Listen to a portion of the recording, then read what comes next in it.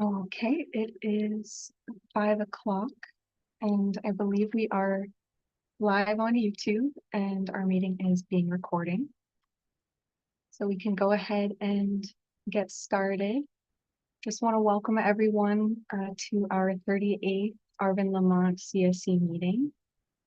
Before we open it up for our usual welcome and introductions, we'll just take a few minutes to walk through our housekeeping slides, get interpretation set up, and then we will jump into the agenda.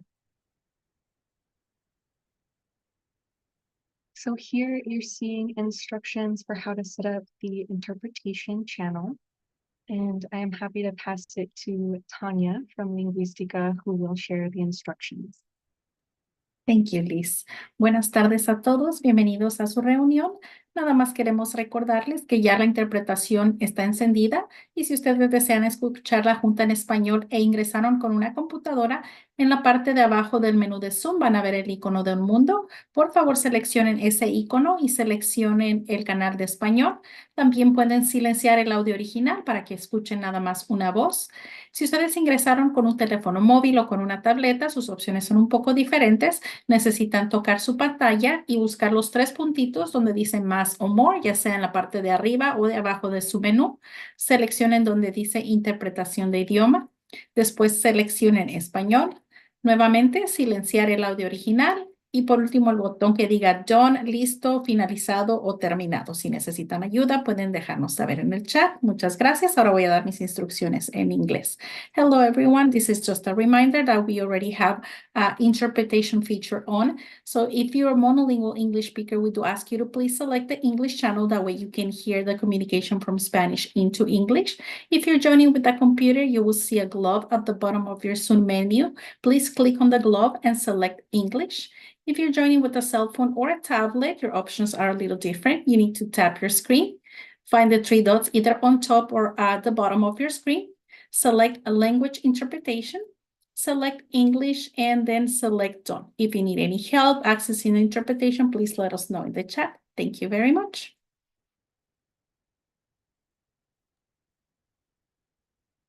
Thank you, Tanya. And give me one moment while I add you to the interpretation.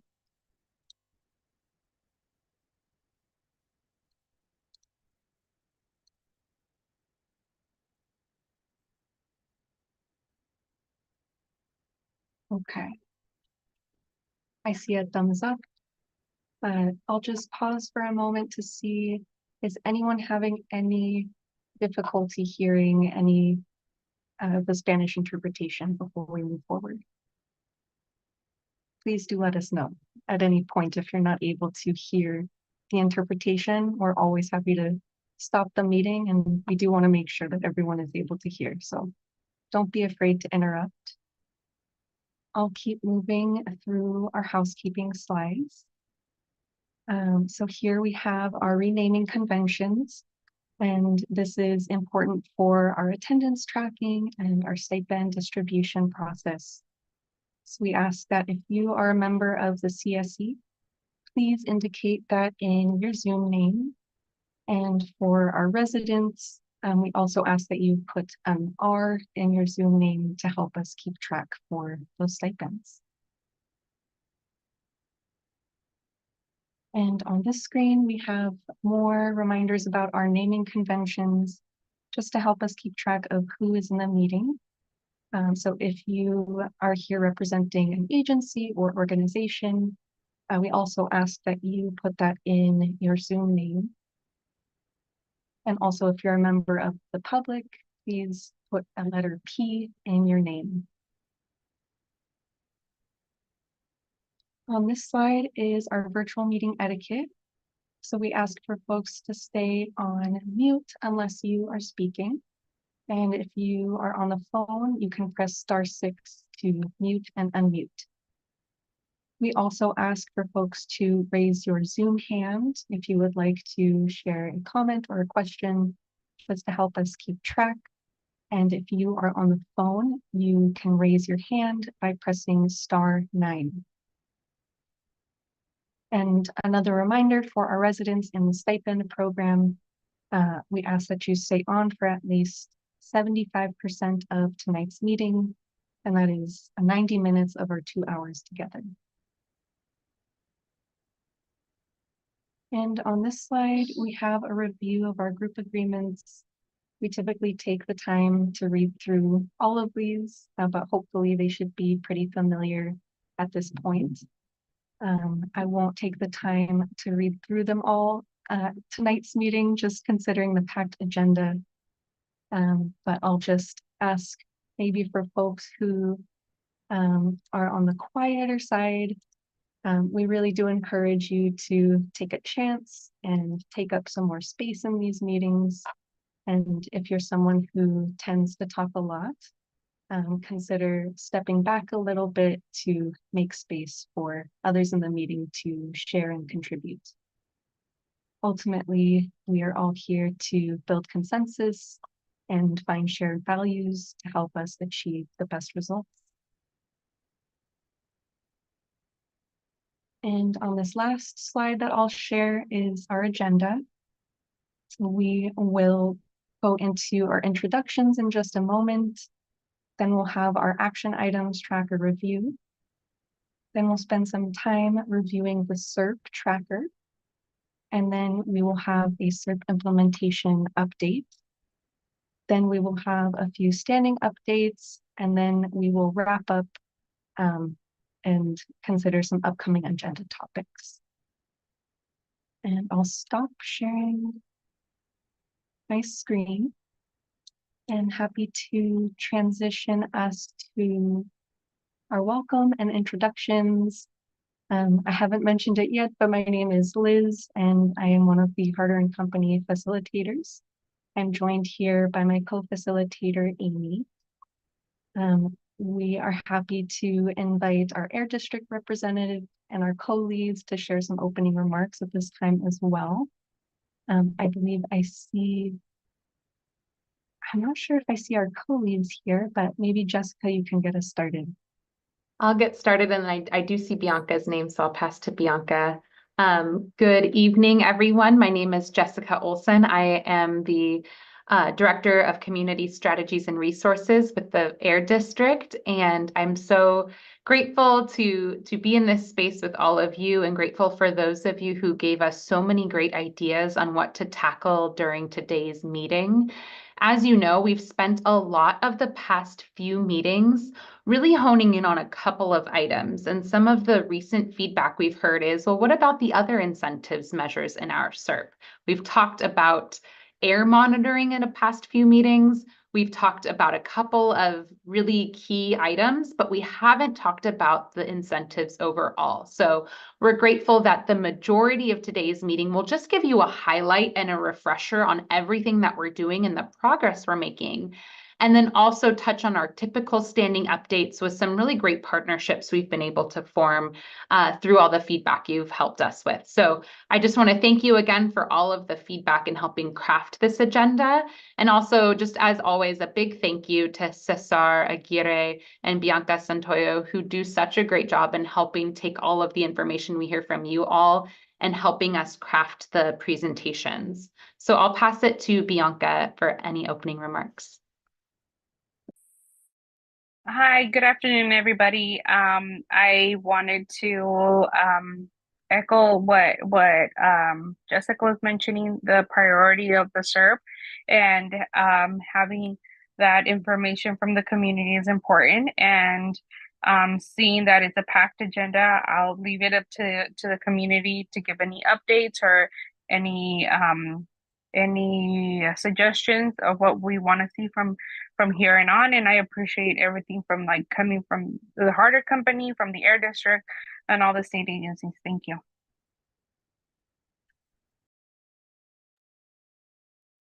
Thank you so much, Bianca and Jessica. I do see Cesar on here as well. Sorry. Yes, I was going to say I see Cesar as well, so I'd love to invite you. Yeah, just a quick thank you to everyone. I know the SERP tracker is going to be a big part of how we take advantage of the 617 process. So if there's any particular projects that we want to move forward with, or something that we, something that we see that we would like to be changed, I think bringing it up before rather than later is definitely a good idea. So I think taking a look at the SERP tracker is definitely an important part of this process. So thank you for that.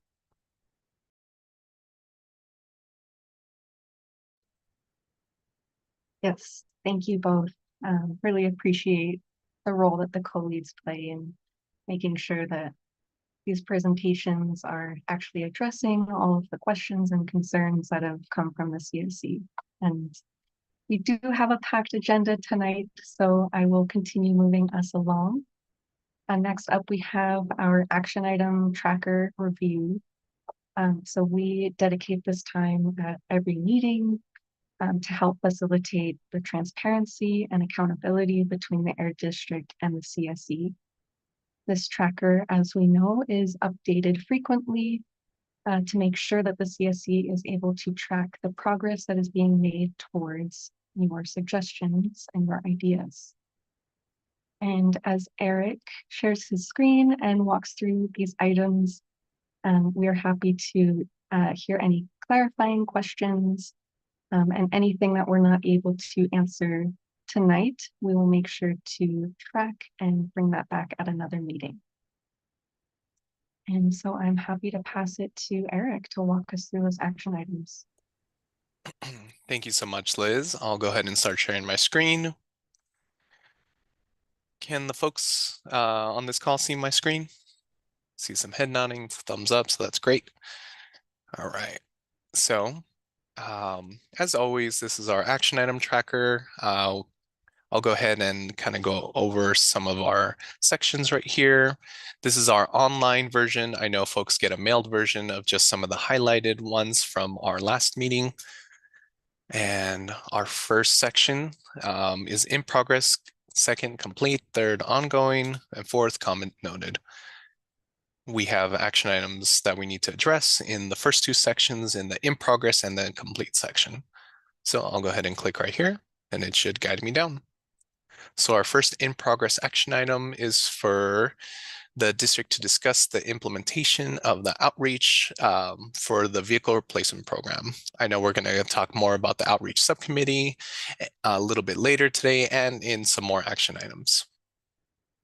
Our next action item that will actually be moved to the complete section after today is the Air District has updated the SERP tracker with highlights to indicate the most recent updates. So, and I know if folks have any more suggestions to make that more visible, please feel free to reach out to the district. Go ahead and go back to the top, go to our completed section. And again, our outreach subcommittee meeting will be on April 11th. So pretty soon in the next couple of weeks to discuss the vehicle replacement incentive measures and to find ways to share information on programs and how to share the implementation of these programs to the community. Next. Our next item was due to some folks having questions about boundaries. And I know the Air District and co-leads have reached out to that CSC member. Scrolling down. Alrighty.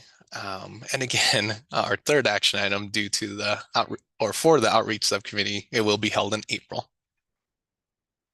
And our last action item is for, I know some folks had questions about recruitment. So we did do an onboarding process last year. And if we do see any significant changes for any drops in residents or anything, we will be reaching out to the CSC.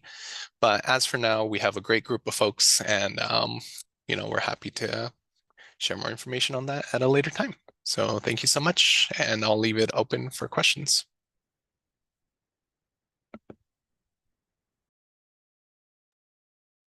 Thank you, Eric. Yeah, we'll just, oh, I see a hand up from Cesar. Go ahead. Yeah, do we have a time for the outreach subcommittee meeting? We do, and we'll share some slides later that'll go into details about the outreach subcommittee meeting. But as a quick preview, since you asked, it will be at 4 p.m. on that April 11th date. Wonderful, thank you. Yeah, thank you for the question.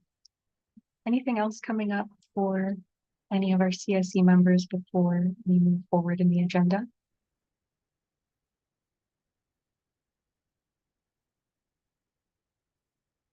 Yeah, Tim, go ahead. I would like to add an action item. 2 years ago, when we started our project to talk about Caltrans, Caltrans informed us that when they would complete the roundabouts on Weepage Highway, they would come back and inform us basically about expanding and repairing some of those sidewalks and the main roads in Lamont. But yet, to this day, the roundabouts have been completed 3 months ago, and we haven't heard nothing from Caltrans.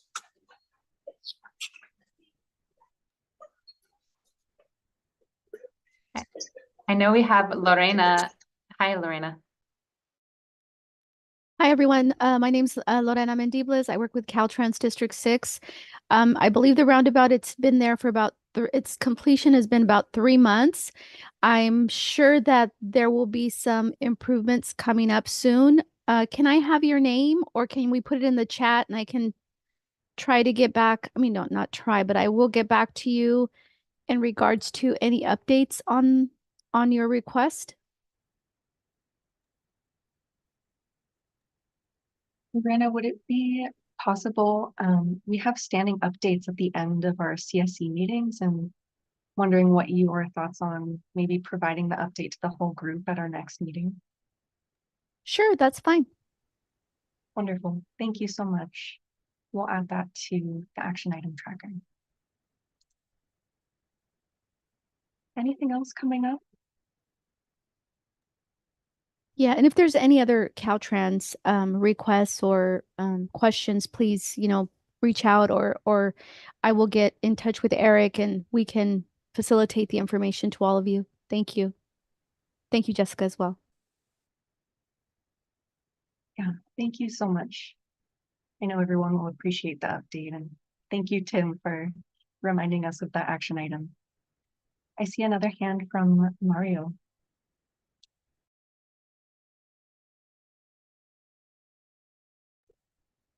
Mario, I think you're muted if you're talking.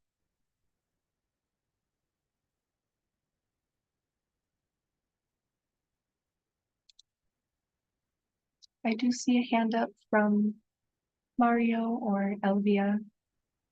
Oh, there you are. You're still muted. There we go. Okay. Yeah, something was going on with my computer. Anyways, yeah, I just got a question. Like a year ago, that we had a meeting over the big mountain over here at Haybaker. That so-called they were supposed to remove it. I wonder what happened with that. They said the county said it was okay for them to remove it. It's all that waste. This is Jessica. I'm not sure.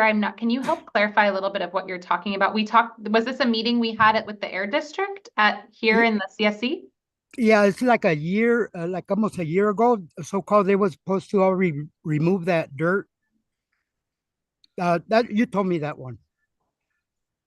I told you. I'm not recalling, or I don't know exactly. I wonder, you said this was with the county. I wonder if we can meet and maybe discuss with the county exactly, and maybe you can clarify right now, because I do see someone from the county on kind of because like a year ago, I was talking about that waste right there in Haybaker. It's like a mile long of, all the waste they dump there. I think like 2 or 3 months or 2 or 3 months, yeah. You told me that you talked to the county or something like that, and they said that they was gonna remove it last year. I wonder what happened with that. Hey, Mario, this is Asha. I'm from Kern County Public Works. I can try and follow up with folks in my department. Do you know this, like, is it Haybaker north of Panama? Yeah, it's yeah. Let's see. Well, I'm on this side. Yeah, something like that. It's right there. It's right there close to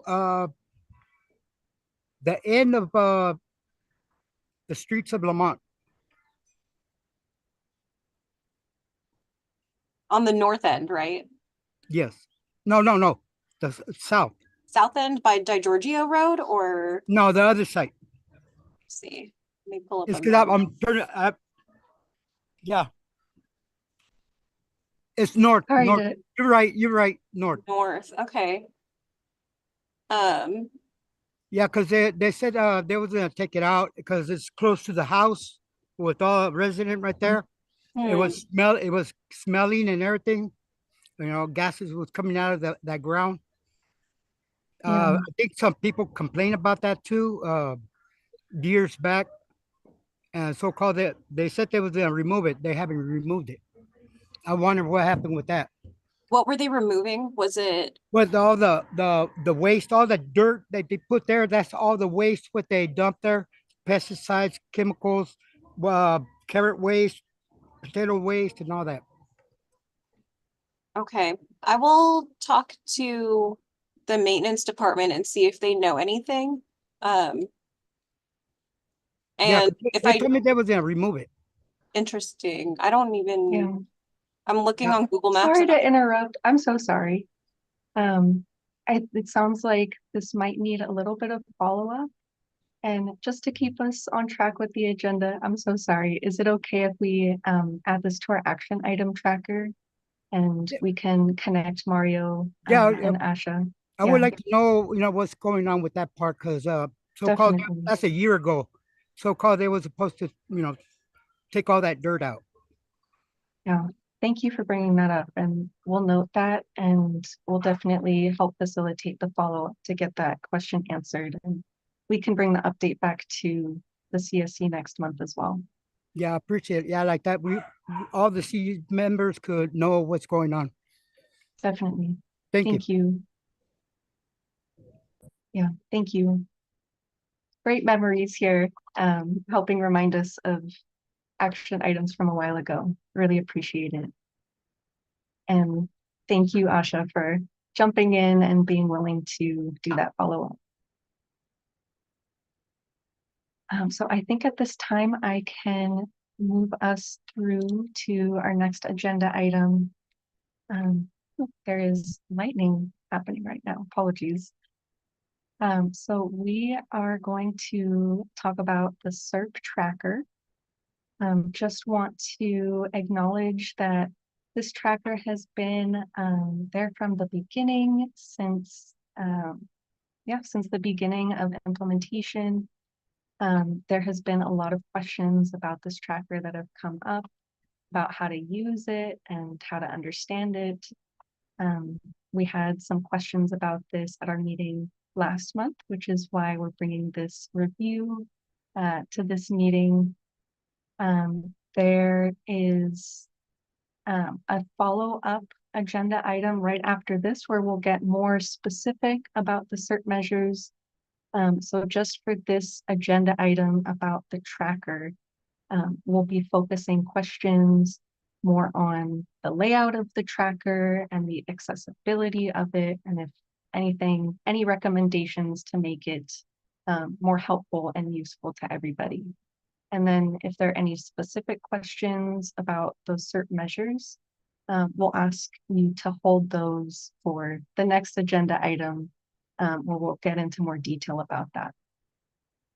And I believe Maricela will be providing this presentation in Spanish. So just another reminder to please make sure you are in the correct interpretation channel and let us know if you're having any trouble. So I'm happy to pass it to Mari.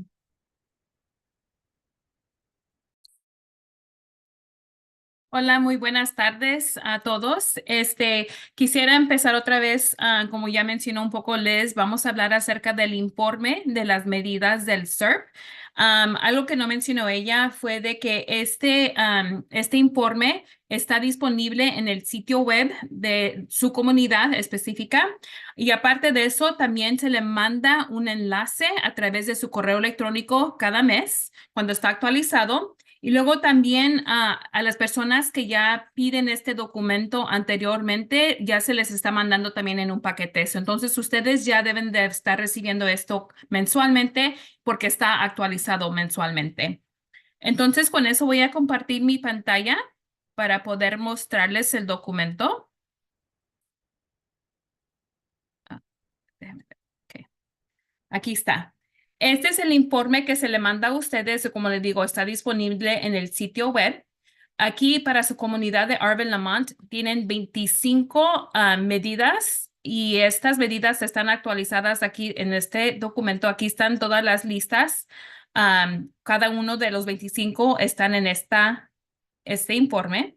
Nomás les quisiera dar un repaso así de todas las 25 medidas. Lo que quisiera también mencionar, en una de las reuniones anteriormente nos habían dado una sugerencia de que a veces no saben cuáles son las que han estado actualizadas. A partir de este mes vamos a empezar a poder delinearlo en amarillo para que ustedes puedan ver cuáles fueron las que fueron actualizadas en el último mes. Por ejemplo, vamos a repasar, aquí está la categoría de la medida, cuál es la medida, y en este momento voy a repasar a uno. Vamos a suponer que quiero saber más información acerca de la reparación de vehículos personales. Entonces voy a oprimir este botón del alcance, el enlace, y luego va a abrir en el SERP, va a abrir la medida y como el detalle, toda la información acerca de esa medida. Entonces, ya mirando eso, vamos a pasar otra vez al informe. Déjeme ver qué algo está pasando aquí. Let me go back. Un momento. Es que aquí está. Ok. Disculpe. Ok, entonces esa es la medida. Si oprime este enlace, le va a llevar a la página del SORP que habla un poquito más detalle acerca de esa medida. Y luego, como les quería mostrar, en esta columna aquí, vamos a ver cuál es la actualización de esta medida. En este caso, voy a tomar otra vez hablar de esta medida que es la de reparación de vehículos personales. Aquí lo último que viene siendo dice que el plan de proyecto fue aprobado por CARB el 6 de marzo de 2024. Entonces, este mes, como ya saben muchos de ustedes, fue aprobado por CARB y luego también porque hicimos un cambio y lo aprobamos, está también aquí delineado en amarillo. Entonces, esto nomás es un ejemplo para ustedes que puedan ver cuáles son las medidas que se han actualizado en el último mes. A partir de esto, en esta columna aquí que viene siendo la F, dice el estado del plan de proyecto de incentivos de CARB. Aquí nos deja saber si CARB ya ha aprobado el plan de proyecto o si todavía están esperando aprobación de ellos. Por ejemplo, estos ya están aprobados, los que dicen aprobado por CARB, y varios de ellos ya están preaprobados por CARB también. Y en estos, una de las medidas no son requeridos que tengan un plan de proyecto. Entonces, ahí es la información para ustedes acerca de eso. Vamos a hablar un poquito acerca de estas dos columnas aquí. Estas nos van a mostrar qué es la medida, cuánto es lo que ustedes han asignado para esta medida, cada medida, y luego cuántos proyectos puede cumplir. En por ejemplo, vamos a repasar a la línea de camiones y equipos y el reemplazo de equipos agrícolas. En este caso, el objetivo, ¿verdad?, de ustedes es de que quisieron ver 4 millones. 4.5 millones, ok, es la cantidad, 4.5 millones para 50 unidades. Y en este momento, hasta hoy, hemos visto, y aquí dice logrado, en este proyecto, aquí dicen que ya se han gastado 1.8 millones de dólares con 21 unidades. Y lo que quiero agregar acerca de eso también es que si van a la misma fila, van a poder ver toda la información acerca de esa medida, cuántas son las reducciones que hemos visto y luego el progreso. En este caso, ya estamos como a 71% del objetivo. Okay, pero me estoy adelantando un poquito, voy a atrasarme un poquito más.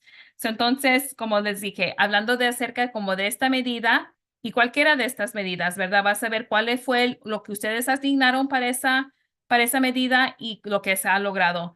En este caso, vamos a nomás, por ejemplo, el reemplazo de camiones de servicio pesado. Ustedes agregaron 5 millones para 30 camiones, pero en este momento no han asignado ningún fondo para eso. ¿Ok? Voy a repasar, voy a dejar las preguntas hasta el final para así poder tomar poquitas más información. Aparte de eso, quisiera mostrarles por lo que en este caso, por ejemplo, vamos a seguir con lo de reemplazo de equipos agrícolas. Es de las reducciones que se han visto. En este caso, para la medida de los reemplazos de equipos agrícolas, como les dije, ya con estas 21 unidades que se han logrado y han estado establecidas en esta comunidad, hemos visto una reducción de NOx. El objetivo es de 186.5 toneladas. Y en este momento, con esas 21 unidades, ya hemos logrado 123.3 reducciones en toneladas. ¿Cómo se dice?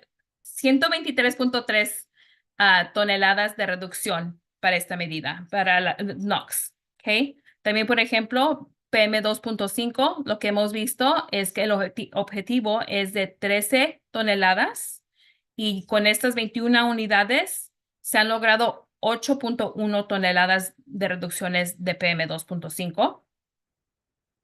Okay, y siguiendo los VOCs, todas estas NOx, PM2.5 y los VOCs son los contaminantes. Y en este caso, para el objetivo del VOCs para este es 0.0, pero se han logrado 12.1 toneladas de reducciones de VOCs. Y como les mencioné ahorita hace un momento, de que esta significa que ya con estas 21 unidades en esta comunidad, ya hemos visto una 71% de reducción del objetivo y el progreso total. Y luego esta última columna explica cuáles son las personas con las que usted se puede comunicar si tiene alguna pregunta para esta medida.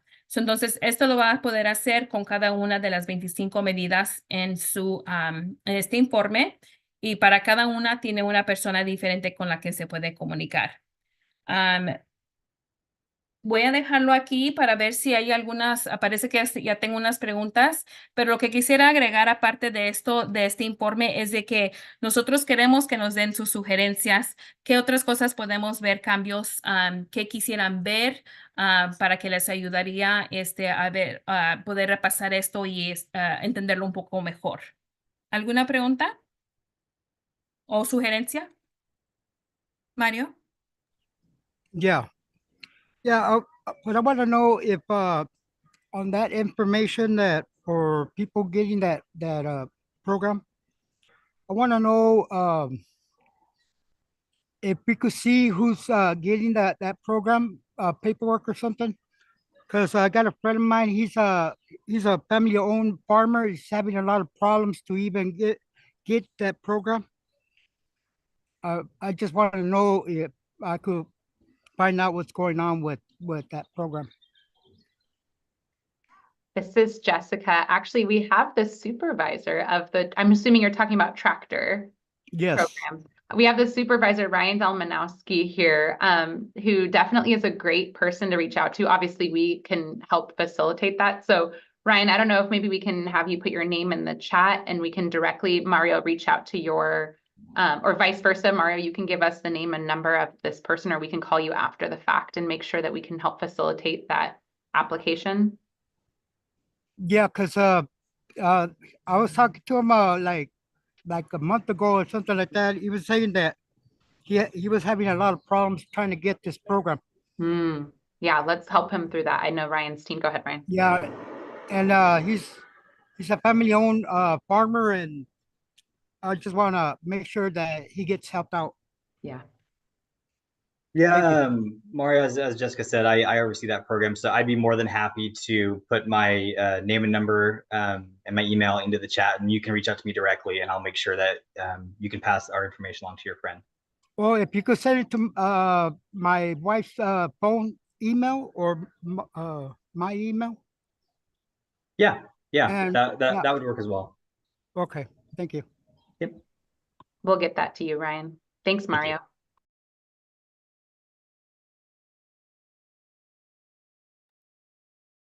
Ok, también otra cosa que quisiera agregar es que si alguna persona que no está recibiendo esto quisiera una copia, es posible, simplemente déjenos saber, especialmente a Eric. Eric es el que está asignado para esta comunidad. Pueden mandarle un mensaje a él y él puede mandarles esa información por correo cada mes.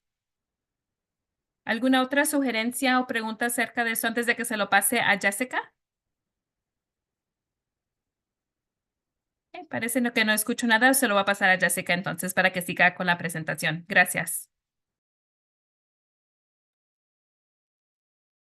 Thank you, Mari. I just want to make sure I see Mario's hand. I don't know if it's just still up from previously.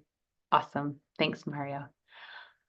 Thank you, Maricela. As mentioned, I know that was a lot to take in. Hopefully that tracker is really familiar to you because we have been sending it out. And I really appreciate, once again, the suggestion from folks last meeting to highlight where the changes are. So hopefully that makes it just much more accessible and easier. You don't have to read through the entire tracker if you don't want to know what's happened since last month. As a reminder, there's so much to talk about. I ended last meeting with this reminder. There's so much to talk about that we don't have time every meeting. And so that tracker is really your one-stop shop to know what's going on in each of the measures. However, you'll hear tonight that there are going to be more places for us to meet to talk about these measures, primarily in subcommittees. We've been talking about subcommittees for a while, and we're definitely at the point where we're ready to launch some of these programs. It did take a little bit of time to get off the ground, and we think subcommittees are the place to do it. So you're going to hear me talk about the progress made in several measures, and the next steps do include some upcoming meetings that we want to invite you to be a part of. Hopefully, can everyone see my screen? Some nods, thank you. I lost my cursor, there it is. All right, so as a reminder, we have 31 total measures in the SERP. 12 of these are the incentives measures. All of those different types of measures you can see in that SERP tracker. But the 12 incentives measures I think are especially important in that tracker because they track the number, they track the dollar amounts remaining, they track any decisions that you all make kind of in the future about how to spend the funding sort of in support of the district's work. And so that will be the place to see that. You can, and as Mari scrolled through, we talked a lot about incentives. That tracker does also track just a little higher level, all the other work being done. And we can come to our upcoming meeting and talk more about the non-incentives work. And you'll hear a little bit more about the non-incentives work at the end of the meeting today. But we certainly want to save some of that. We already have a subcommittee for a couple of those efforts, and definitely just a reminder. Today, we're going to focus on the incentives because a lot of you are really interested in talking about the funding, about target timelines and deadlines, and we definitely want to keep you up to date. So this slide should be familiar. It was about a year ago that we shared a very similar slide, and we've broken these up into sort of 3 buckets of types of incentives. The first are incentives that are really aimed at you all, the residents. So these are incentives that are either directly benefit or directly get funding to you as residents. I have highlighted here 2 that we're going to go in depth just a little bit on, but just to walk you through it, as a reminder, we have incentives for replacement of residential lawn and garden equipment. We actually, as a reminder, this question came up last month, we have incentives for about 350 mowers. And so far, technically that program is open. That means that folks can just go online and use the resource, and we can drop even the link into the chat here to go online and go through that program in kind of what we call the typical normal way, where folks would go out, buy a lawnmower, and then can submit to get reimbursed, meaning they get money after the fact. However, we talked with you all over the past really almost year about planning an event. So I have a slide here where we'll talk about what that means, and talk about how we can get that number from what is now 10 mowers that folks have taken advantage of, all the way up to the 350 and get lots of folks involved. We also have funding for commercial. So these are for like big ride-on mowers that like a city or a county or a school district can take advantage of, or a mom and pop landscaping equipment business. So please, we have already begun outreach on this, but this is where your interest and your help, and even the outreach subcommittee that you'll hear a little bit about, can start to make sure we find folks to really take advantage of this measure. We're finding a lot of people across the valley. There's a similar, but not quite as supportive program as this, a similar program that's going on valley-wide, and lots of folks are interested in. Two other things that were recently approved this month were the incentives for vehicle repair and incentives for vehicle replacement. We have, as a committee, talked about vehicle replacement a lot over the past few months, but I did want to let you know that per last month's meeting, we have an agenda set for our outreach subcommittee meeting where we'll talk about that. But just as a reminder, the repair is for funding to get your vehicle repaired if it can't pass a smog check or it needs assistance otherwise coming into compliance. And the other is funding to get rid of an old vehicle and replace it. So those are just the great general updates, but I have two. Mario, I'll definitely get to your question. I'm going to share two quick slides that just go into a little bit of detail about what I said, and then I'll definitely take questions and pause there for any questions on those four measures. So really briefly, I mentioned there's money for 350 mowers to become electric at no cost. And that's an open program right now. We have scheduled, as you heard, a preview, an outreach subcommittee meeting. We will be sending that out by the end of this week with a calendar invite and a link on April 11th at 4 p.m. We would invite you all to work with our outreach team to really hone in on how to get people as a part of this measure, including the district mower event. So we've updated you all, and in 3 days, we should hear a final list of vendors or people who sell lawn equipment that are interested in helping us host an event in Arvin, Lamont. So we hope to aim to host that event in May. And so the meeting on April 11th will really get your ideas, and we should then know what the vendors are and where the possible locations are to work with you on honing in that event and making sure we make it very successful. So we're really excited about that. And related to that same outreach subcommittee, but certainly this will be an ongoing committee, so we know there'll be successive meetings as time needs. We also have incentives, as you all know, for replacing cars with new or used electric or plug-in hybrid electric for low-income folks in your community. Again, we heard a lot last meeting about making sure that outreach is really robust. And we definitely want to make sure that we bring our partners, Valley Clean Air Now, to help with that outreach and make sure, per all of your suggestions, that we're really reaching the folks that need it the most. So those are our two big updates and big announcement about the outreach subcommittee that you will receive an invite for. I see two questions, so I'll just pause there and I'll jump around to slides as needed to help answer. So I saw Mario's first and then Francisco. Yeah, I would like to see that program for the smog and repairs. Aha. We need to get more information on that because I had a friend of mine that was trying to fix up one of his hybrids, and I told him about this program. And there's a lot of little things that they don't cover for a hybrid because it's gas and electric. Mm-hmm. And some cars they need fluid to cool down the batteries and the whatever it got there. Anyways, we need to get more information for the public when they asking for this program. And a lot of thing is that you guys pushing them to go to the internet or whatever little program you got. A lot of people do not know how to use these phones. Mm-hmm. And they're older people. Mm-hmm. And I feel that we need to give out more information because a lot of people are not understanding what this program really is all about. Thank you, Mario. That's a really great point and a really good reminder. I'll just maybe say out loud that this was just approved per the announcement you saw in the tracker. So this is exactly the type of feedback we need on launching it ASAP. So that's a good reminder. I don't know if, I know not to put you on the spot, but I don't know if Maricela or Heather, as the outreach team, can we talk a little bit about the types of outreach we do really briefly for like tune in, tune up, or the types of outreach our partners do that isn't online? Because I know that there's a lot of assistance and work that's done there. Oh, absolutely. I'll take that one. This is Heather. Hi, everyone.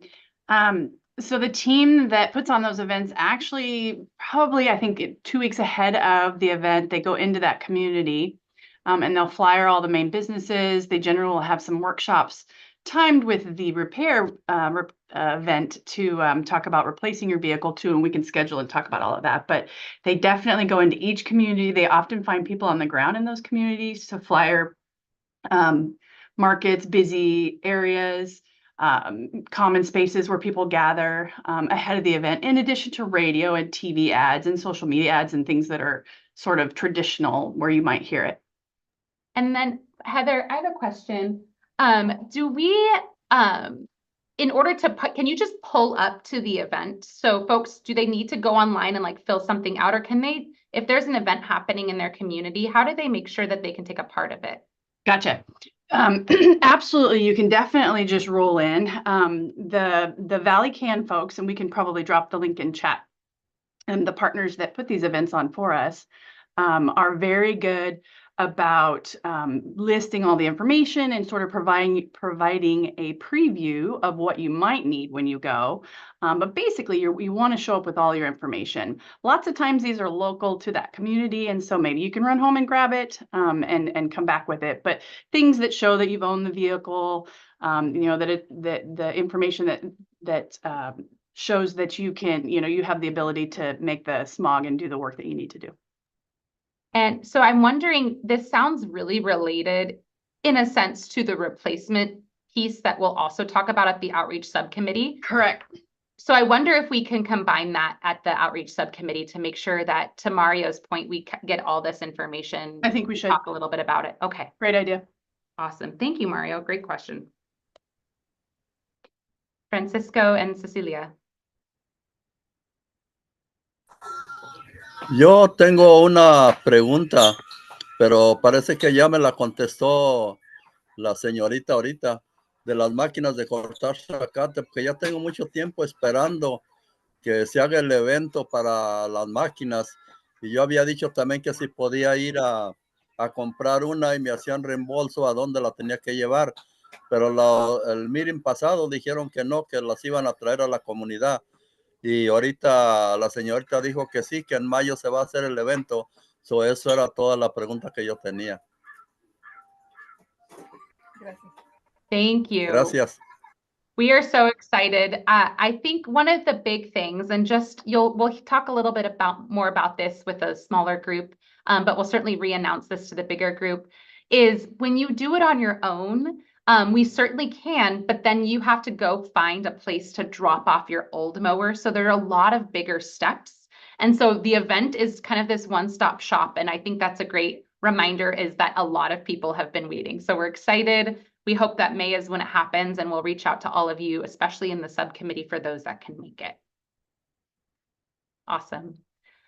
All right, so I'm going to move on. Certainly, as other questions arise, sorry, I do see, are there questions in the chat? It's hard when I'm sharing directly for me before I move on. No. Awesome, thanks everyone. Well, great, I'm going to move on to our next set of SERP measures that are incentives based. And these are what we call community services, for sort of lack of a better term, but generally these are funding to go, these are funding amounts that go to like the city or the county or the school district or some other type of like agency to reduce emissions kind of on their level or mitigate or block exposure to pollution. And so as we've talked about in the past, there are two related to planting. One is urban greening, and we've talked about it not super recently, but it's about planting trees really more on an individual basis. The second is vegetative barriers, which we acknowledge is very different. And we shared a little handout not too long ago about sort of the difference between the two. And vegetative barriers is where we plant trees or shrubs or bushes or whatever it takes to create sort of a barrier or wall between a source of pollution and folks that it could impact. And so I highlighted that here because we have an announcement on the next slide about a subcommittee that we finally will be launching based on input from all of you. And then there's two more measures that we've been talking about, but it's been a while, and I just wanted to give brief update. And I know I've heard from our agency partners that we can have an update at the next meeting for more details. But one is road, sidewalk installation, and bike paths. This measure, as a reminder, we have $12 million. That is the largest amount in your SERP for, this is for just one particular measure. And we worked with you all really over the past year, year and a half to prioritize and work with the city and the county on which projects you all thought were the highest priority. These are really big projects, so it does take a really long time to move forward to the next step, which is why we worked on them number one. It was your priority, and we knew they would take a long time. So where the county projects, we'll remind you at our next meeting kind of what those projects are and what the next steps are to move forward. We also have heard from the city, from Christine Vitarelli, that she will also have an update for us based on your input at our meeting in April. So I just want to remind you that these are measures we are continuing to move forward on sort of in the background, but we do owe you all an update and next steps, and we look forward to that discussion in April once we have all the other folks here to provide those updates. So definitely thanks to the county and to the city for their progress on those measures. And then finally, public fleet vehicles. These are vehicles that can be purchased by the city or the county or like a school district to replace their older vehicles with the cleanest vehicles that they can. And so this is a measure that you put in your SERP in order to target a handful of vehicles. And so it is approved, it is open, and we can start to work with those public agencies to see what the interest is and make sure that we start moving on that measure pretty soon here. But related to that, knowing that when you all prioritized your SERP, vegetative barriers was up there among the top measures along with paving and sidewalk installation. And we just want to let you know that the program has been approved, and we have heard a lot of feedback from you all on various places that you want to find potential project partners and where the highest priority locations are for you all. We are really interested in talking with you all about what we call the RFP. You're going to hear that term a lot. It's where we try to find folks to do the work. And we have scheduled, and we will be sending out again another subcommittee meeting that's just focused on this measure and something we've been talking about with you for a while now. That will be on May 7th at 4 p.m. on Zoom. So you're noticing we're kind of in that point in implementation where there's a lot of details to be worked out. And we certainly want to hear from you all and know that there's people that want to dig in on reading the materials or even helping us select people to be a part of, say, the Vegetative Barriers program. So with that, you're going to start seeing us launch subcommittees, but we're certainly aware of the time we're taking from you all. So I'll keep looking out from you all, or even with our co-leads if we're like putting too much on the calendar. But we definitely also recognize that there is a lot of work to be done and you are all eager to be a part of it. So that's the balance we're trying to strike. And I'll just acknowledge, as you already know, because there are already some subcommittees here, they're not required parts of being a part of the CSC. It's only as you are available. And of course, just like always, we will always post the video and the materials online like everything. So if you can't make it and can't join us, we're certainly interested in hearing from you or at least giving you an update through all of our regular meetings. I'll pause there to see if there's any questions about those measures I just went through.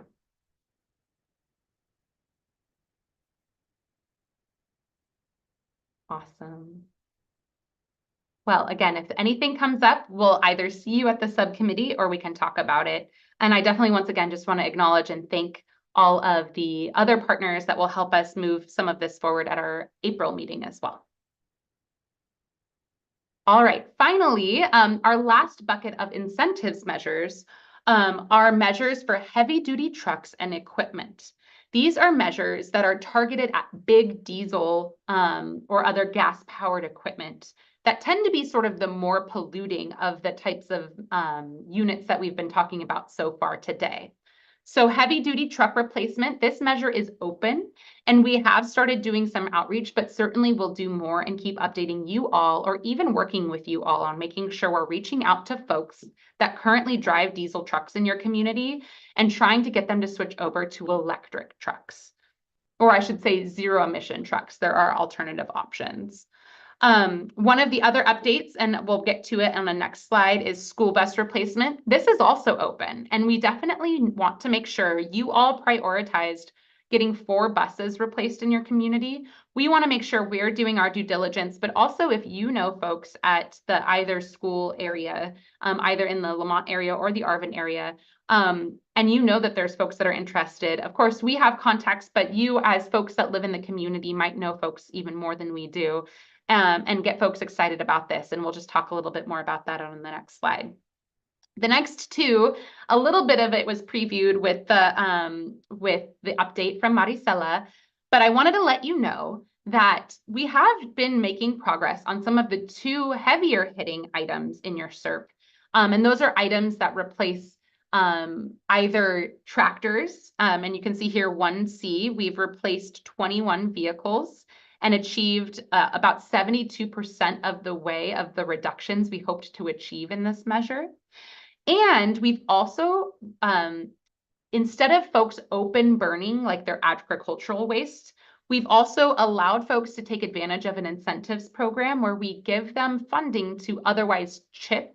So put their, like shred all of their agricultural waste and reincorporate it into the soil instead of burning it openly. And so that gets rid of the reductions or the emissions that would have otherwise happened, right, from like the smoke from burning. And we've been able to do about 88 acres of projects, and that's about 6% of the target. And we're continuing, of course, to do the outreach to make sure that your community isn't impacted by open burning. But I will pause. Actually, Mario, go ahead. I'll pause there before I get to the next slide and see what questions folks have on this slide. Yeah, I got a question. Why the county don't have these type of equipment, maybe to let them out to the ranchers? Instead of the ranchers getting one, have the county, lend them the equipment because they don't use it every year. This is typically, and I don't know if Ryan, I know it's not exactly, but if you can maybe if you know a little bit about the alternatives to burning program, it's usually like an equipment rental, right, from like a company, not from the county, but there are like folks out there. Of course, they might have their own equipment, but right, there's other sort of companies that do this. Yeah, so my understanding is that there are companies that actually do the orchard removals and the chipping. And so the applicant, they determine what contractor essentially they want to contract the orchard, the actual removal and chipping and all that. But yeah, it's not directly associated with the program. I don't know 100%, to be honest, if we contract with those operations or those businesses that do it. I don't believe we do. But yeah, my understanding is that applicants, they just go with who they want to go with. Yeah. Thanks, Ryan. And what I'm thinking, Mario, is so basically the answer is yeah, folks do rent out the equipment. We pay them pay them for the services that they're like otherwise being paid, that they would pay for, and we reimburse them for those services. We're not buying a bunch of equipment because that sort of is a little bit, in other ways against the. Oh, okay. But Yeah. See, that's the reason why I want more information, because things like this, it just, if we have more information, we don't have to be asking these dumb questions, I guess. No, these aren't dumb questions. And this is the type of information. It's hard for us to bring every detail of every project at every meeting. So these are the questions that we love. And I think I appreciate the questions, and I'm sure the community does as well. Because we did have these details when we first put them in the SERP. We talked about all of these, but it's obviously been a long time. And they're on, you know, the details are in the SERP themselves. But because we don't go over every detail every time, this is great. And maybe next time now we'll remind ourselves to have a better description. Yeah, and not only that, if you could send paperwork, you know, to explain to us how that works, Sure. it would be even better because we get a better understanding. Yeah. And you know, we get educated. Maybe we could educate some people out there, you know. Yeah. Going on. And I'm noting that I know we'll have multiple outreach subcommittee meetings, but this is just a great reminder in general about outreach is that you all having the materials about these programs helps you all be better advocates. I think that's a great reminder. Awesome.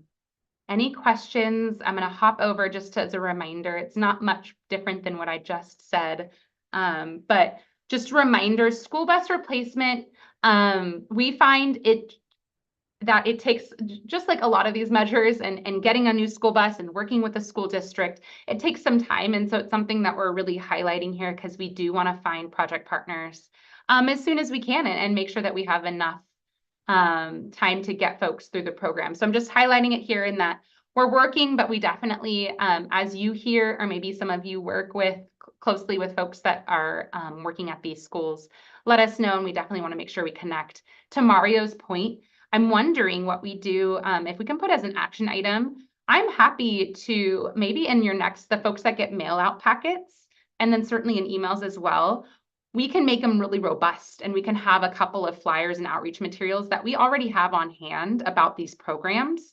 And that can be maybe the start of some of our outreach discussions in those subcommittee meetings. So I think that's a good reminder, Mario, and definitely no dumb questions ever.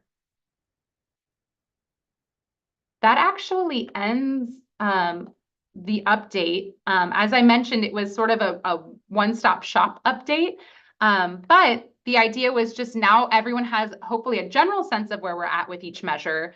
We took some really great notes on the questions you had, and we definitely already know that we owe you an update, whether it's in a subcommittee meeting or, like I said, next month about a couple of measures.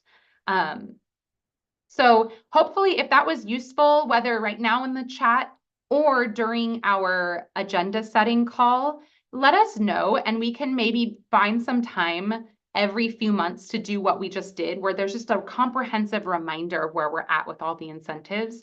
That way you all just kind of can ask these really great kind of one-off questions and I think move us forward quicker. And with that, I think I'm happy to pass it back to Harder and Company to move us along. Thank you all. Oh, actually, sorry, one second. I had a concept, and if you can bear with me, I'm going to have just Maricela really briefly kind of summarize a couple of things that I just mentioned, because I do think it's nice to kind of hear it from Mari in Spanish, some of just the general updates that we provided.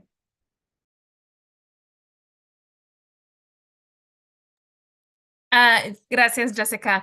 Nomás lo que quisiera recalcar acerca de lo que apenas acabó de hablar Jessica es de que quisiéramos darles la oportunidad, como ella mencionó, hay 2 nuevos subcomités que se van a lanzar y las próximas reuniones, la que viene siendo para el alcance, los invitamos para poder hablar con ustedes acerca de las cortacéspedes y también para el reemplazo de vehículos, y esa reunión va a ser el día 11 de abril a las 4 de la tarde a través de Zoom.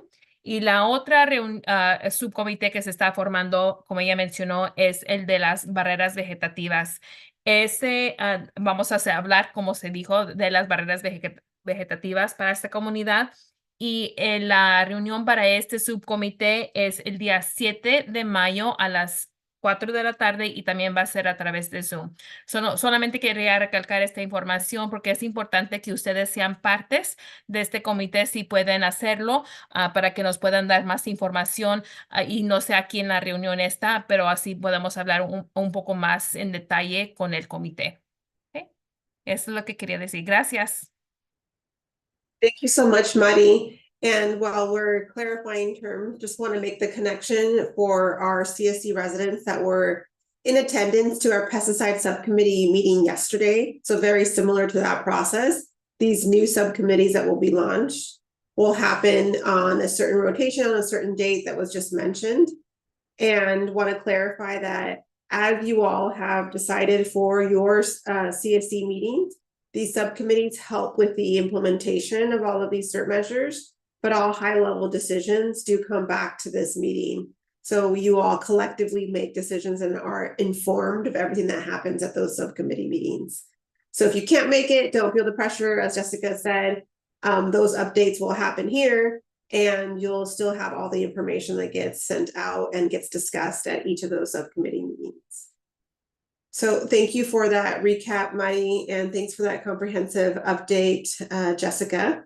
At this time, we're going to transition to some general standing updates and some specific updates. So during this time, we have the opportunity to hear from several folks that are here today. We're going to inform you of some of the critical work that's happening within the 617 boundary for Arvin Lamont. So I'd love to start with Gabe Castro, if that's okay. I do see you here from Kern Oil. So if you could provide us with a general update regarding some of the concerns that were discussed at the last meeting.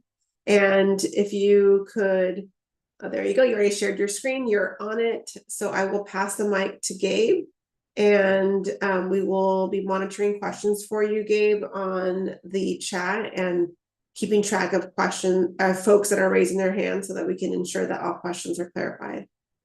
Please go ahead, Gabe. And you're on mute. Okay, here we go. Can everybody hear me? Thank you.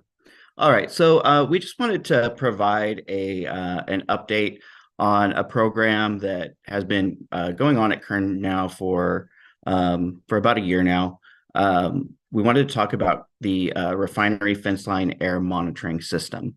The Air District requires petroleum refineries to maintain a fence line monitoring system and to make that data available publicly. That website, www.kern4460.com, takes real-time air monitoring data and publishes it on the web. You can sign up for email notifications so that if there are instances where there are elevated levels, you would receive a notification. Questions about the fence line monitoring system can be submitted on the website through the Leave Feedback link in the upper right-hand corner of the website pages. It does cover 3 boundaries along the facility, along Panama Lane, along Weed Patch Highway, and then along the south border of the facility between the community just to the south of the facility.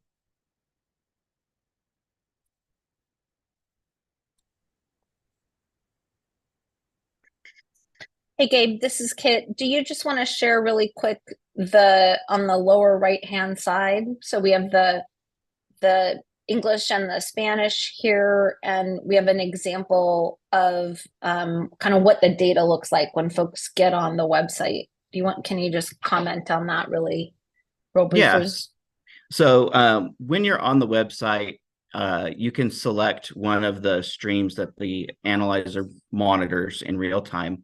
And when you do that, the graphical representation that we have brought up in our display here would come up. The larger box that you're kind of seeing right now at the top shows the date and the time. You're going to zoom in for me. I'll give you a minute to adjust that. There we go. Okay, so within that dotted red box, you can see the date and the time relative to where the cursor is looking. OP1 represents open path 1 along that boundary on East Panama Lane around the north end of the facility. Then going back within that dotted box, it's the compound that's being monitored, which in that case is sulfur dioxide. Then to the right of that is the current reading. And then next to that is a more technical output, which is the MDL and I'll go into that more here a little bit in a minute. But within that red dotted box, you can see the real-time values along Open Path 1, Open Path 2, and Open Path 3 to the south. The other thing that you would see on the website would be the weather station, the meteorological data that you would pick up from the weather station as well. If you can highlight on that or circle in on that middle box of the 3 smaller images. Yeah, there we go. Okay, so method detection limit. So the method detection limit is the minimum level that the equipment can actually see. It can actually measure. And data that would be below that level doesn't show up within the trend, because it's just literally not something that the analyzer is capable of detecting. And then if you can move me to your right. And then Gabe, while we're going there, we just have a question in the chat from Cesar. Cesar, it looks like you're actually on the 4460 website, which is great. And you're noticing that the information only goes back to December. So Gabe, it looks like there's only, that would be 4 months of data on the 4460 website. Is that, I'm getting that same result that Cesar is getting. So maybe that is an error on the website. Okay, we'll definitely make a note of that and follow up. The website and the various equipment that's part of the system is all maintained by a neutral third party, Sonoma Technology. So we'll have to coordinate with them to see if there's a reason why that data isn't available going further back. Kern asks the Sonoma Technology to get updates on those types of issues. So Gabe, we probably can come back either at the next meeting or even before to let Cesar know what Sonoma Technology says. Yeah, and Cesar, we can also ask that question about historical data for sure. Yeah, great question. Thank you both. So we'll be sure to add it as an action item and have you give a standing update at the next meeting. Thanks, Gabe. I'm sorry to keep interrupting you if you want to talk about this box here. Not a problem. I appreciate the help. So then on the last one here, thank you for moving around with me here as we go through this slide, is the reference exposure level. This is the concentration level at or below which no adverse health effects are anticipated for a 1 hour average exposure detection. That concentration was set within the Rule 4460, and then further it was set by OEHA. So further information on that, I would have to defer to either the district or OEHA.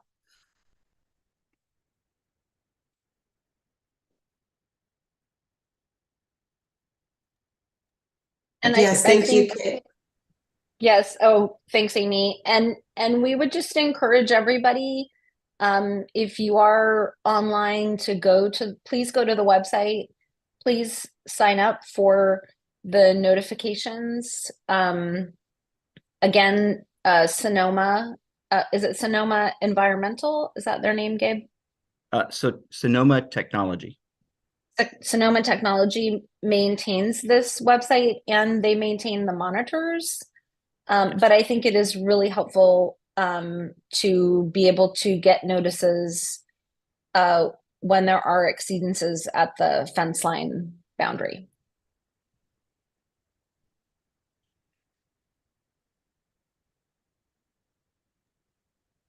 Great. Thank you both for that update. At this time, I'm not seeing any additional questions. If folks have questions, please do raise your hand. And I'm seeing Sandra has a question, and then Jess. Yeah, thank you.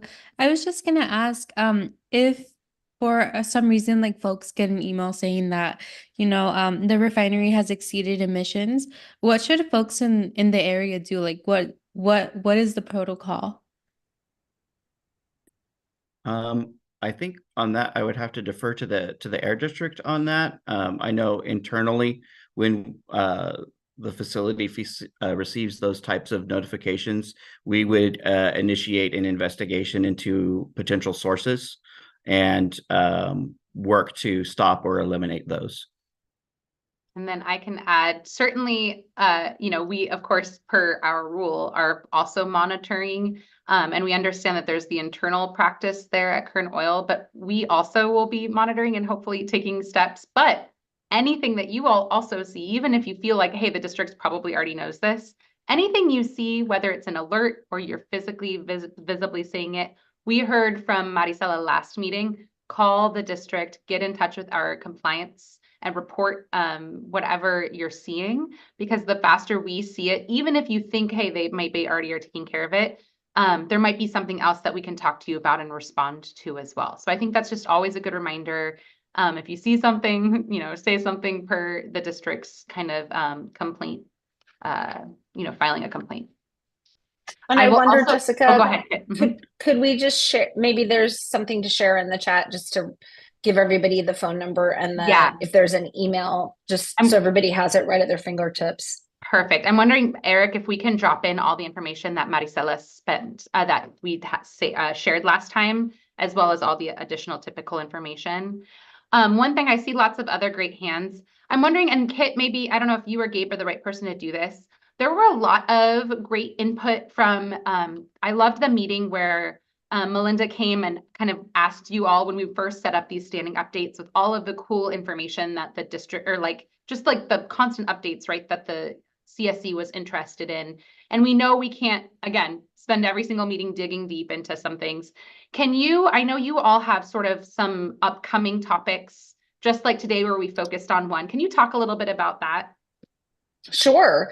So we know there's always lots of questions, Jessica, from folks about the flare. And so we were planning on, for your April meeting, doing just sort of like flare basics.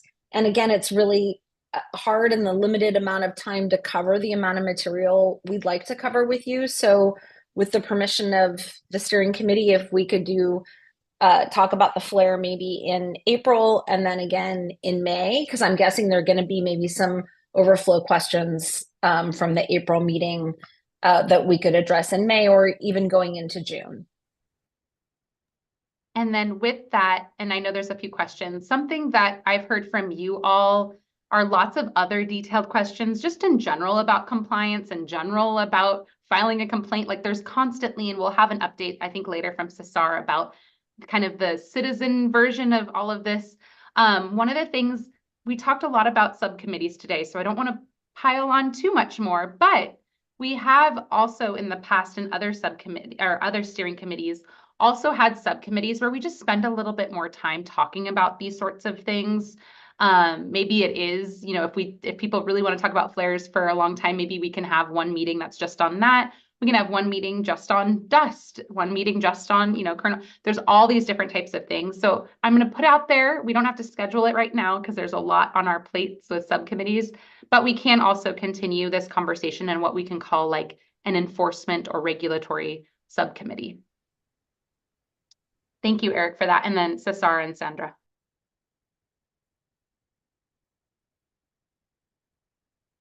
Yeah, thank you. And thank you for the information about the monitoring and the fence line monitors. I know with the Arvin network, one of the complaints that we get regularly is smells that come from the refinery. And one thing that I've heard from inspectors is that some of the tanks are allowed to vent into the open air because of the rules and exemptions within the rules. Yeah, and so I'm sorry, Cesar, you were talking about the Arvin network and the smell coming from the refinery. That's certainly something we could also talk about odors at an upcoming meeting if that would be helpful.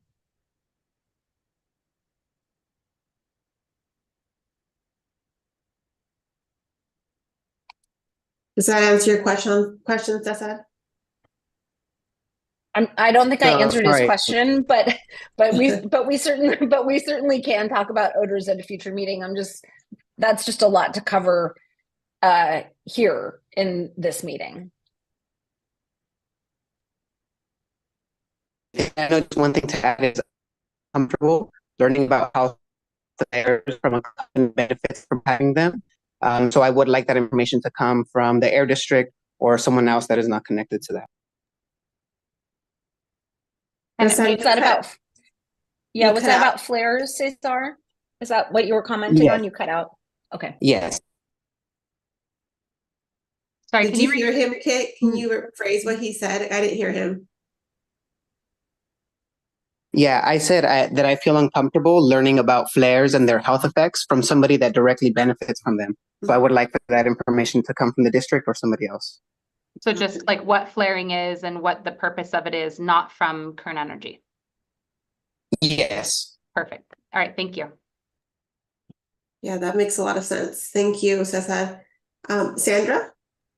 Yeah, thank you. I just wanted to acknowledge what Jessica had mentioned about like making sure that the community's letting y'all know that like these things are happening. But I also wanted to voice that it's kind of like a two-way thing, right? Where like the community can let y'all know what's happening and all the smells and the scary noises and things that they hear. But I really want to reiterate that the community also wants to be informed, right? And so apart from just letting y'all know when they see things, let them know when things are like out of control or if their health is in danger, right? Like we have heard a lot of scary things in the community of Hilltops and Fuller Acres. And the last thing I want is just to put the responsibility and accountability on the community to let folks know when things are happening, when the responsibility should be on the refinery and the air district to tell the community when they're at danger. Thank you. Thank you, Sandra. And definitely a good reminder, I think, from what I heard today, not only about the air monitoring the district has for you all to, be able to check, but the alerts that you can sign up for directly from Fenceline, I think is important. But we hear you, Sandra, and definitely one of the things we want to remind folks is we'll continue to do what we do when we report that list of all of like the violations that occur, and that's more kind of after the fact, but certainly another way to report out any of the violations anywhere in the boundary that are occurring. And that can be part of our regular reminder to you all as well. For that clarification, Jessica.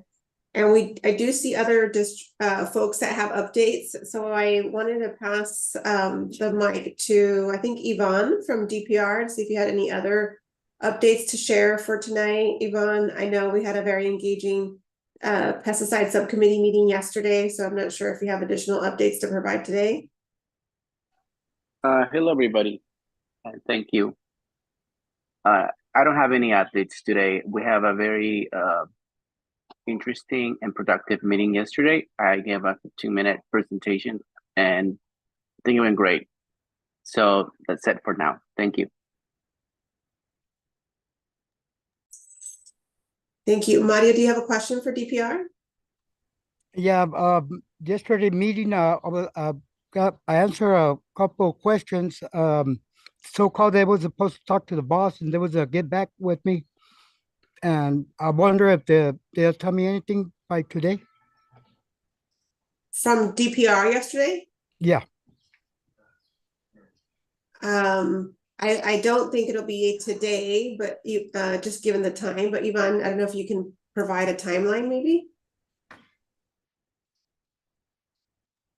I don't recall. I mean, the person who was yesterday at the meeting, Ming Fan, he is my boss. But let me get back to you guys. I'm gonna ask him if he has something to report on, and I will let you guys know on the next subcommittee or the next community meeting.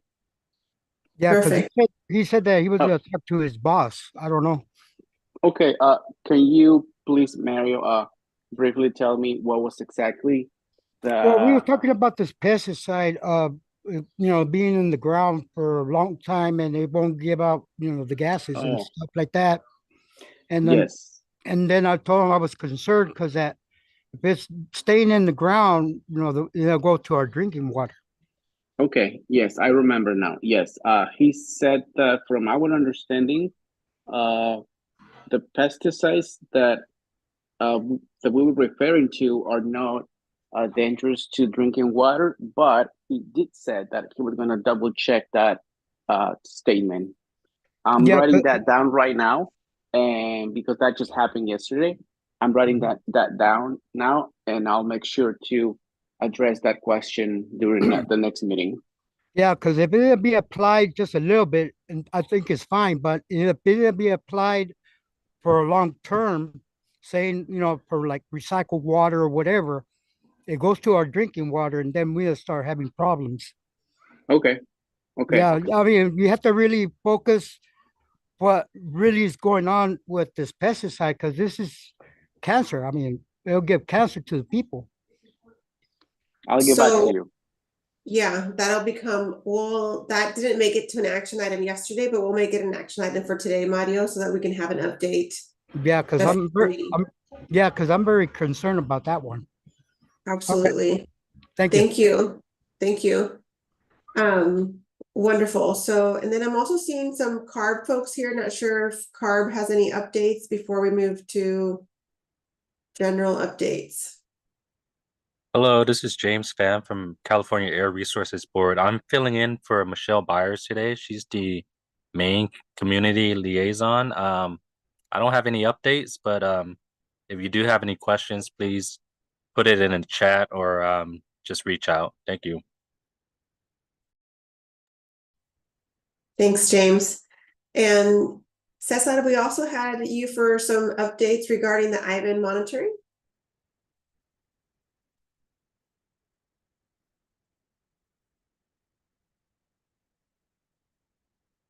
Cesar, can you hear me? Yes. I sent a PowerPoint over to Eric. I'm not sure if he was able to share it with y'all.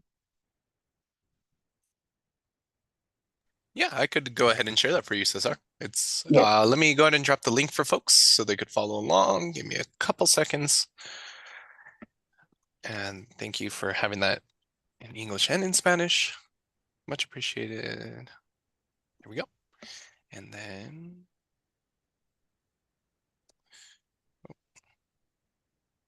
here we are. Yes, sweet. Thank you.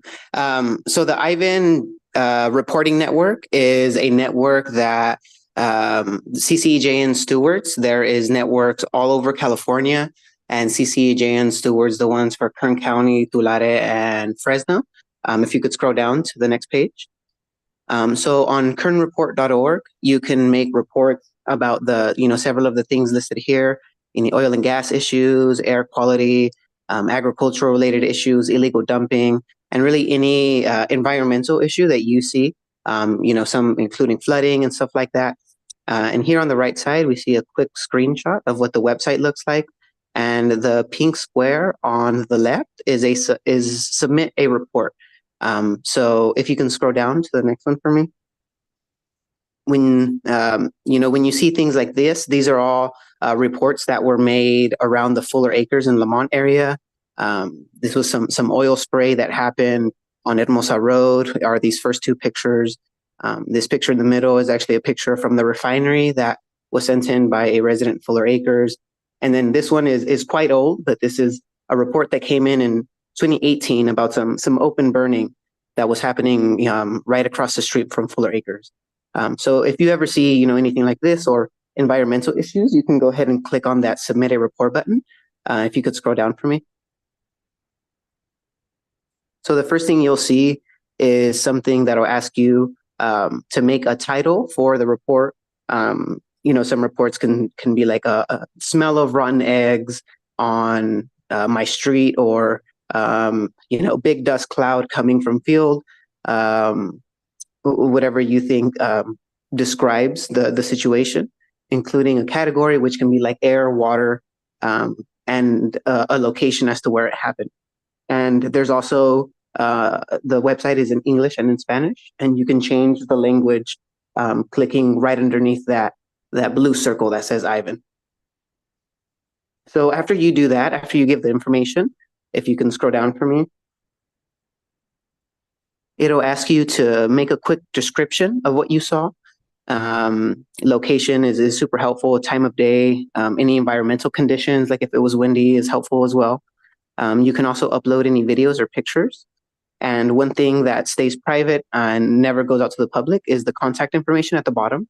So if you yourself would like to remain anonymous to the air district, or if you would be like to put in contact with them whenever we make the report, we let not only the air district know, but any governmental agency. So if this doesn't involve the air district, we can involve the water districts.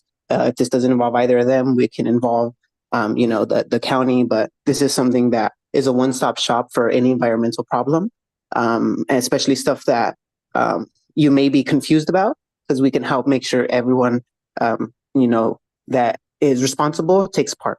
If you could scroll down. And so that's the website. It's kernreport.org. We have a phone number right now, but it's down, and we're trying to figure out why.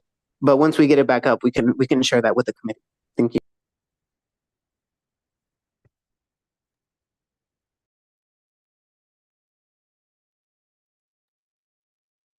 Thank you so much, Cesar. Appreciate that. Jess, I see your hand raised. Hi, everyone. This is Jessica again. So, Sar, we spoke at our last committee meeting about the importance of getting things straight to the district as well. But we also acknowledge that there are, some folks that, whether to your point, maybe they don't know if it's an air district thing or something not related to air. Maybe it's water quality. It sounds like Arvin covers things beyond just what the air district covers. When it does come to maybe some of the things that you get at the Arvin network, can you talk just a little bit about like the process? We've talked a lot the past couple meetings about how fast the air district sometimes needs to know about something so we can respond quickly.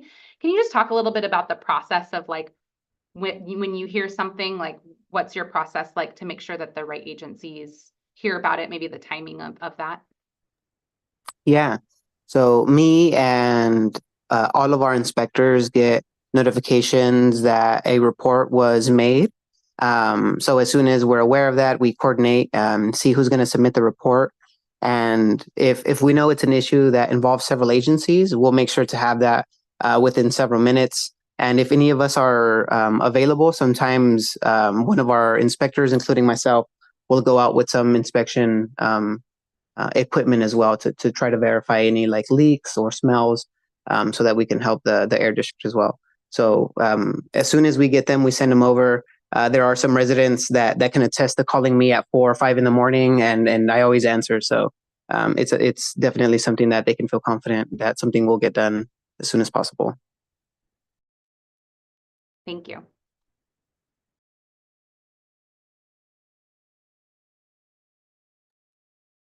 Great, thank you.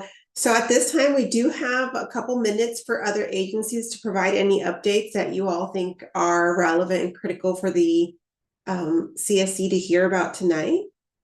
So I'm seeing OEHA here. I'm seeing a few other agencies. Not sure if you all want to share anything before we transition to wrap up and next steps.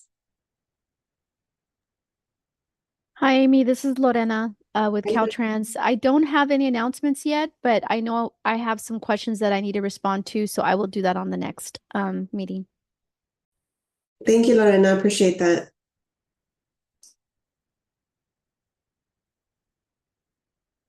Just scrolling through my screen to make sure I'm not missing anyone's hand. Great. Well, oh, Sandra, go ahead. Sorry. I have a question for Lorena. Is there any updates on the bus stop that was gonna go beside Fuller Acres? Or any sidewalks along Highway 184? Yeah, for those things, there is construction planned for that. I can't say that's going to happen soon. I will have to get back to the project manager to see where they're at with the update. And then in regards to the transit stop, it all falls together with that. But let me see if I can get an update and see where we can get a push for that. So it is the bus stop and any improvements on State Route 184, correct? Yes. Thank you. Okay, thank you. Thank you. We'll make a note of that. Jessica? Sorry, I failed to mention it earlier during my updates. I will just make, since it's agency updates and we are an agency, is that you all should have received an email from us to save the date. We are hosting what we're calling our Community Clean Air Day. And we are inviting you all to come and meet other people that are involved in this type of work. We're inviting all of the CSCs across the valley, so you can meet folks from Stockton and Shafter and Fresno. We're also inviting all of the community groups that work in some of the smaller communities that aren't a part of AB 617, but still do some of this same type of work. And so there's communities in the Kern County area. There's communities in the Tulare area, all the way across the valley, that some of these same people that are on this group are on this call rather work in these smaller groups. And we want to get you all together with some agency folks, with some folks that have grant opportunities, with some folks that maybe are just residents and want to learn how to engage better with you all, or you want to share some of the great stuff your group is doing that maybe a group up in Stockton doesn't know how to do, but they can learn. We invite you all to be a part of the day. It's on Saturday, June 22nd, and we have a group of folks that are helping us design it to where we can make sure we know it's going to be in Fresno. We know for some of you, obviously, that it's a drive for anyone that lives in Arvin, Lamont. So we're working on finding a way to make sure that you can get there, that we can help pay for you to get there, that we can help pay for you to be there, and make sure that everyone has an opportunity to connect and that it's not a barrier, that it's somewhere up in Fresno. So we'll definitely share way more information as we get closer to the date. But I just wanted to let you know that save the date really was, you are all our intended audience for that. And we would be really, really excited to have you join us. Thanks, Amy.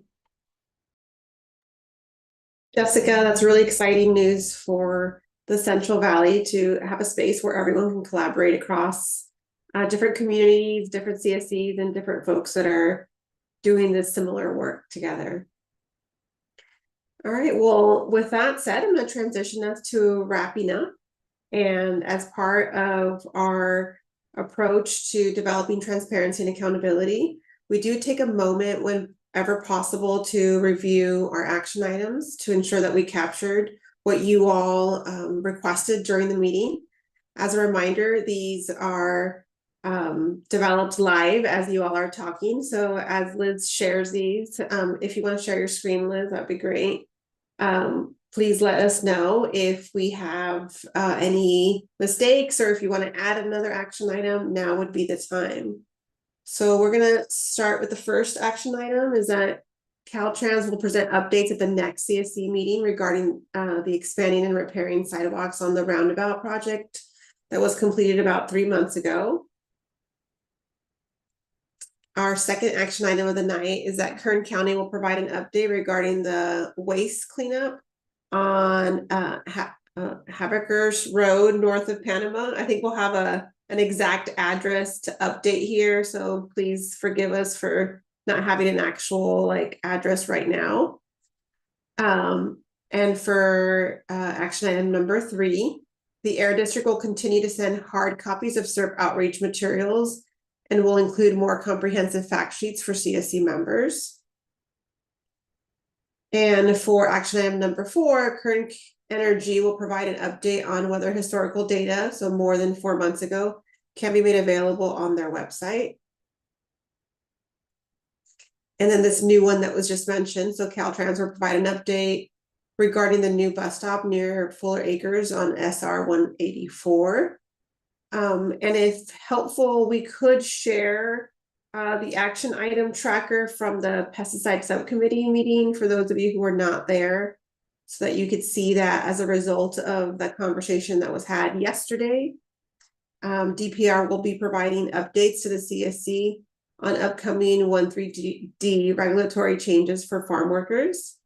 And as it was mentioned today, DPR will provide an update to the CSC on research regarding potential groundwater and or soil contamination of such pesticide. Anything to add or modify? Yeah, and Lorena's asking if you could please provide the transit stop that's needed, maybe the location. So if you all remember, Sandra, if you don't remember right now, that's fine, but maybe you could email the Air District with that address, that would be great. And we'll make a note of that in the action item tracker.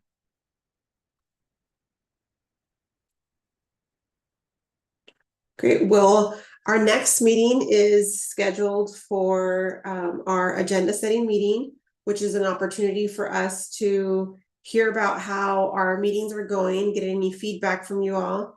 In particular, at this meeting, would love to hear the committee's perspective on the number of new subcommittees that are going to be happening, the frequency of scheduling, and then, you know, the cadence of when these meetings are going to occur.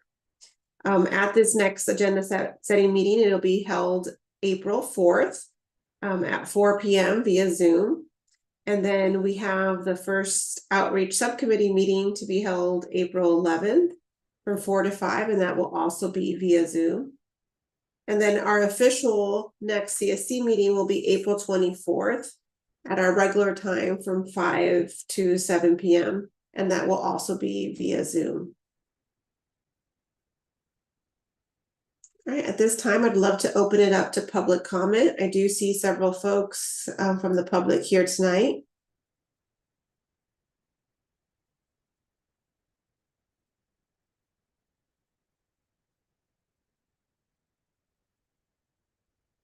And I do see your comments, Sandra. So maybe we'll work with Lorena to ensure that the address is there. Oh, there you go. There's the address to the store nearby, so we can add that in the notes. Okay, also not seeing any comments in our live stream that, as some of you who are new to these meetings are streaming live on YouTube. And so it's another way to generate public interest and public comments about the conversations that happen at each of these meetings. As of right now, we're not seeing any questions from the public on YouTube or here at this moment.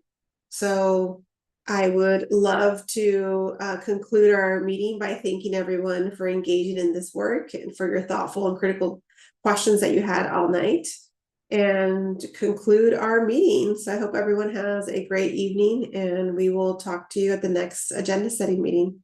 Thank you all. Thank you. Thank you. Thanks, Bianca and Cesar. Gracias a todos por su programa, muy interesante todo. Buenas noches Gracias, a todos. Gracias. Buenas noches a todos. Adiós. Buenas noches. Buenas noches. Bye. Adiós. Yes.